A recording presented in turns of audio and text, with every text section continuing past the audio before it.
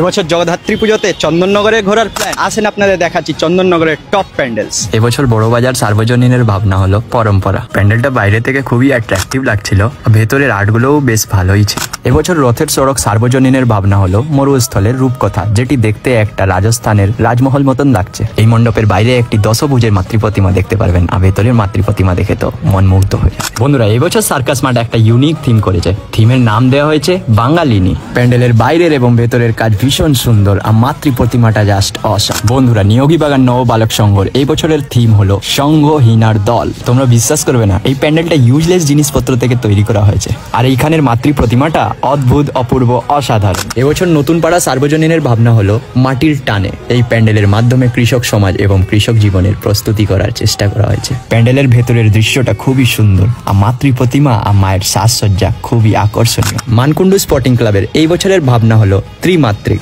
বন্ধুরা, এই প্যান্ডেলের প্রবেশ করলে মনে হবে কোনো একটা প্রাচীন মন্দিরে এসে গেছি। মণ্ডপের ভেতরের দৃশ্য এবং মায়ের মিষ্টি মুখমণ্ডল খুবই সুন্দর। খলিশানি সার্বজনীন জগদ্ধাত্রী পুজো কমিটি এবার একটা অদ্ভুত থিম তৈরি করেছে। মণ্ডপের ভেতরের লাইটিং গুলো এবং মায়ের প্রতিমা খুবই অ্যাট্রাকটিভ। মাহাডাঙ্গা বালক সংঘের এবছরের থিম হলো আমি বৃহন্নলা। এই পূজা প্যান্ডেলটা কিন্নর সমাজকে কেন্দ্র করে তৈরি করা হয়েছে। তাহলে কারা কারা ঘুরতে আসছো কমেন্ট করে অবশ্যই জানাবে।